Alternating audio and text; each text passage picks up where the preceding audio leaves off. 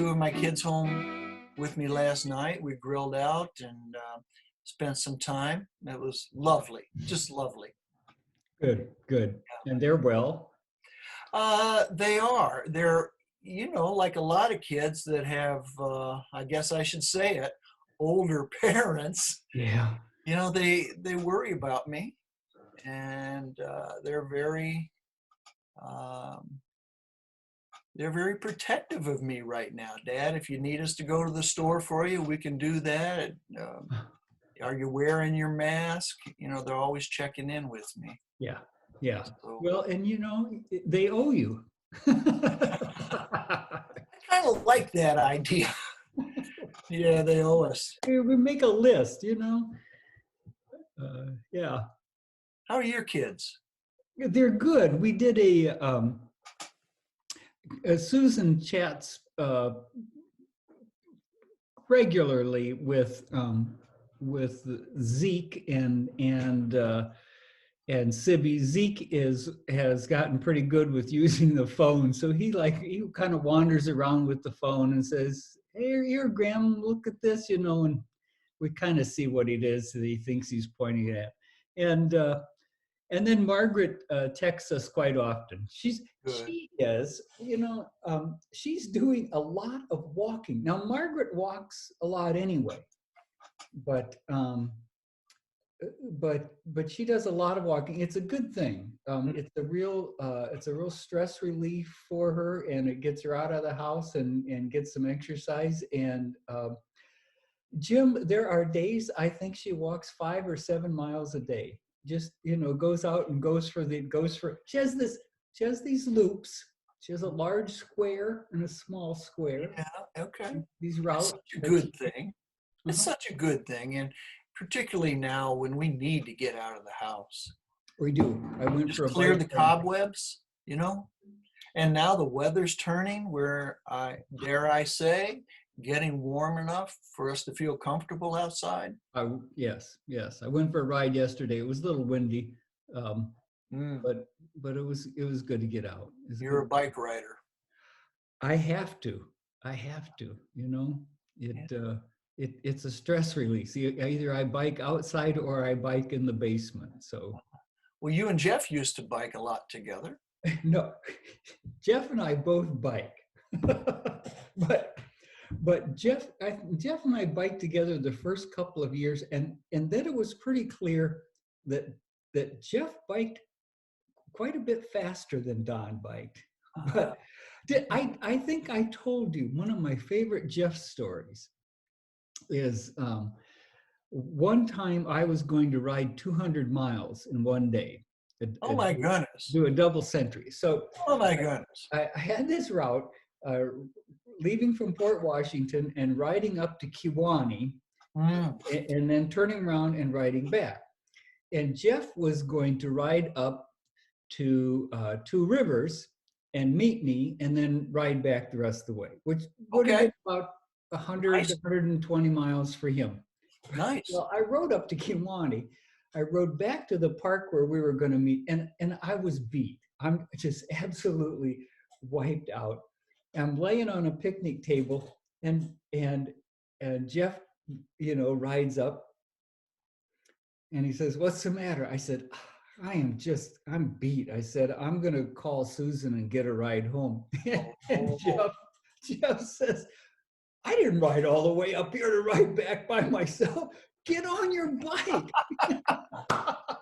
And so he didn't let you off the hook. No, I did manage to ride 200 miles that day, but only because Jeff made me.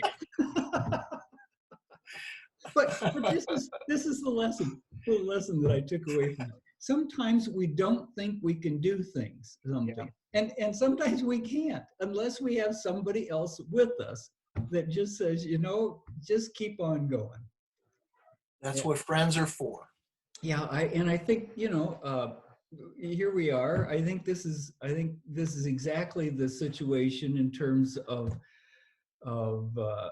wearing our masks and keeping 6 feet apart and doing all the things that we're supposed to do. Is that we just need one another to say, "Yep, just keep doing that. Just keep doing that, please." Just stay safe. It's not time yet. It will be, you know.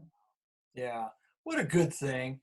I just got back, actually, before you connected with me here on Zoom. I had to take a carload of boxes down to Capitol and First Avenue and deliver them. They were each box full of 700 finished masks that the congregation's been working on, and delivered them to my buddies down there. I have a number of friends that have been envious of our doing that. Is And that right? yeah, yeah.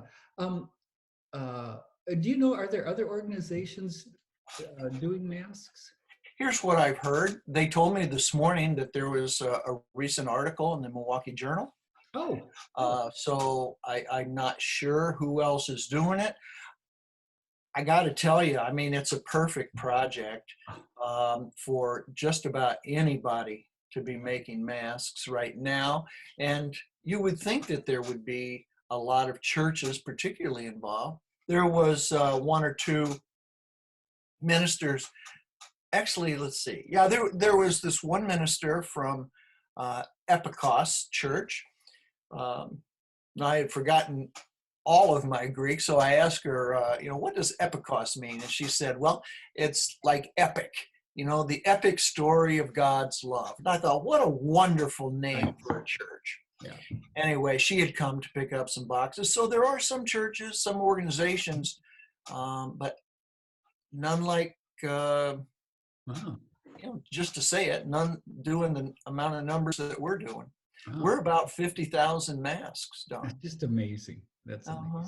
amazing. It's such a gratifying thing to know that in the face of this coronavirus, this invisible little virus that has the potential to do us harm, we need to know that we're not just vulnerable and that we can fight back in some way. And I think people are picking up on that and saying, I want to be a part of that. Yes. I want to help. I want to fight.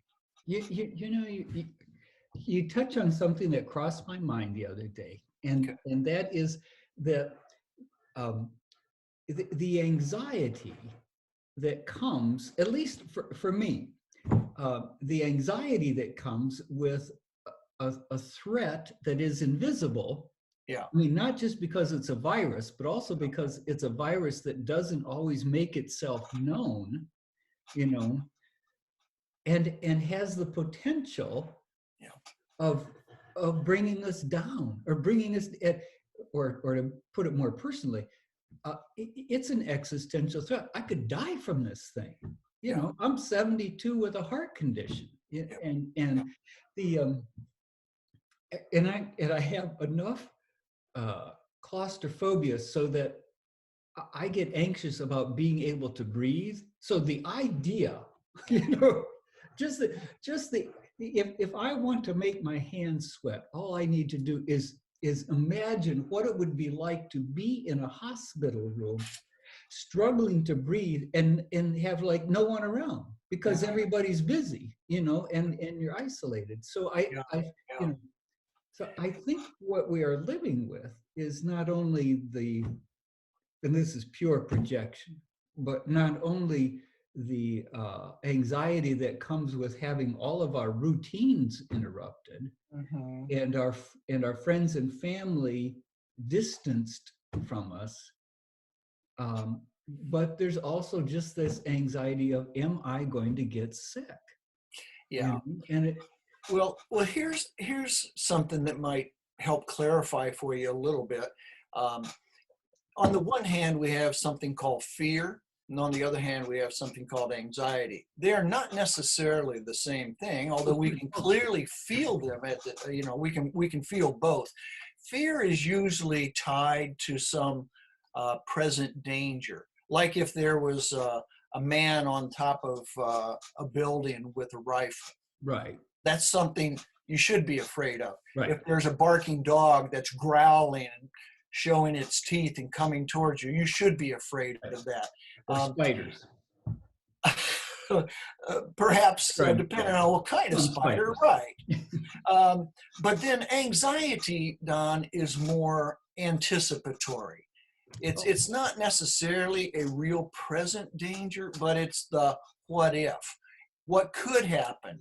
right. And that's where the coronavirus, the COVID-19, is kind of interesting. It's somewhere in the middle between this because it's this invisible virus that has killed what, I don't know what the numbers are today. I haven't checked. Over 41,000 in our country. Right. Um, so it does have the potential to do us great harm. Right.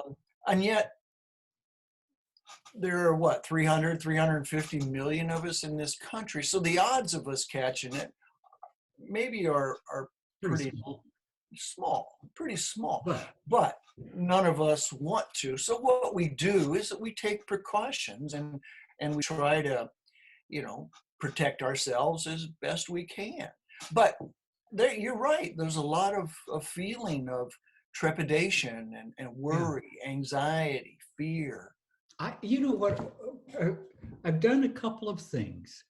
Um, One of the things that I've noticed is the more I listen to the news, the more anxious I am because the news is about selling newspapers or the news is never about calming people down Oh, because when no. people are calm, they don't pay attention to commercials or they Mhm. don't, they sort of like, oh, okay.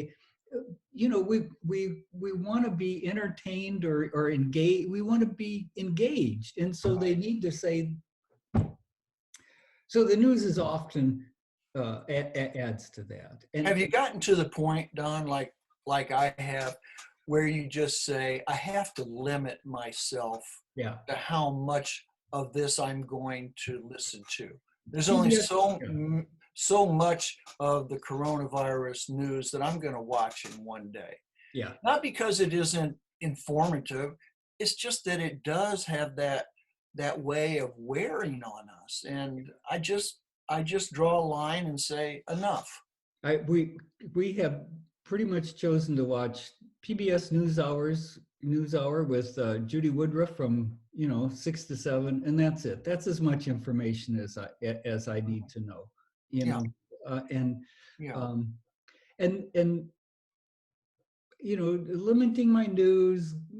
Susan goes for walks, I go for bike rides. Just doing something physical to sort of get you know. Well, it's Um, not just physical, but I think you said something. Unless you're riding down in the basement, which I know you have a stationary bike down there, but getting outside of these four walls is yeah, such a good yes, thing yes, right now. Like yeah. we said earlier, clear the cobwebs and Even just, if the car is a safe place, just going for a drive, or something. Yeah. yeah, yeah. I've It's also, interesting to think. Excuse me. Go ahead. I was just going to say, I've discovered chamber music and started listening to Beethoven Have you? series of chamber music and just breathe a little deeper, just take it easy. Well, that's nice. I like Creedence Clearwater, There you go. and that's good Oh, too. CCR. Yeah. Yeah. So some people uh, worry about this a lot. For example, Don, um, the three major symptoms of the coronavirus might be fever, difficulty breathing, and a dry cough. Right. And so when they have trouble breathing, they think, oh my gosh, maybe I've got it, which can often be a symptom of anxiety. Sure. When you have a panic attack, an anxiety attack, difficulty breathing is primary. And so then now it just gets compounded by thinking, oh boy, now I've got it. Now I'm going to die. Yeah. But you don't. That's not necessarily the case. And the other thing that strikes me about this, Jim, and I think this folding masks or um, being able to do something. Mhm. and being able to do something that's other focused, that takes the focus That is so off key, of me, so key. reduces anxiety, I think. And not that we in the church have a corner on that market, No, but isn't that something that we talk about a lot? Is that our lives are bigger, they're fuller, more meaningful, better grounded when we do something for others. right, right, I think that's a major contributing factor to our well-being right now, Don, is the right. sense that we can do something and we can do something for others. I'm, do I dare slip a small rant in here, Jim? Yeah, yeah, Could I just say, please do. people who are protesting, who no longer want to follow the guidelines, Yeah, the unfortunate, poster person is this woman in Brookfield holding up a sign that says, "I need a haircut," and it's like, stop being so selfish. I'm, don't I need you to not be getting sick and breathing on me. Go home. I'm sorry you're having a bad hair day, but yeah, our lives kind of depend upon this sort of cooperation. Now, admittedly, there are people for whom this is much more threatening economically than it is for you yeah, or me or a whole lot of us. I mean, there are that's right. there are a whole lot of people who live paycheck to paycheck and Mhm. whose mortgages are in trouble, who are behind in their rent, who Yeah. you know, No, I get and that. so on But and so forth. I'll tell you But I'm what, not, but I don't get the sense that that's who's outside saying, "Get this over with." I don't want to do this anymore. well, let me give you a little addition to that story. I mentioned that two of my daughters were over last night and we had dinner together. And one of my daughters is a hairstylist.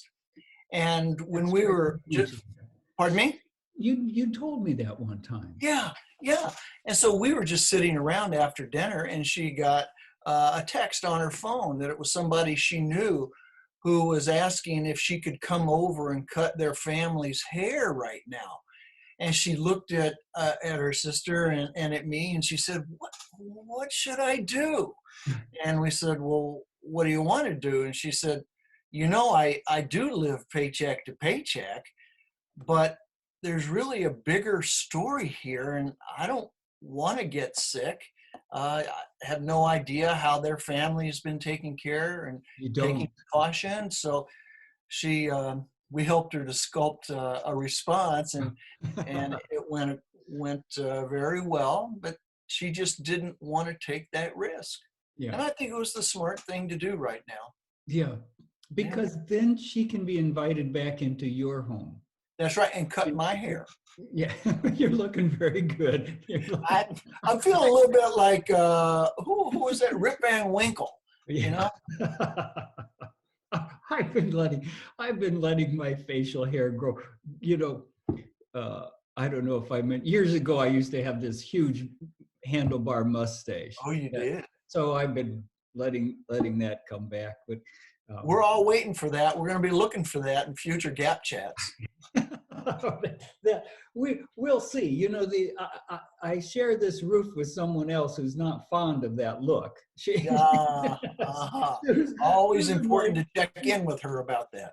Susan has to look Yeah. at it more than I do, but yeah, I'm Well, doing my best to stay as kempt as possible. But you're looking good. You're looking good, buddy. It's good to talk to you. yeah, Good to share a cup of coffee with you. yeah, Hear a little bit about what you're thinking about this whole issue of anxiety and the virus, and um, that's good. yeah. So thank you all for joining Don and me today. We appreciate you checking in on our Gap chat, and we'll see you again soon. So in the meantime, stay safe, stay well, stay faithful, and may God bless you, and may God bless First Congregational Church.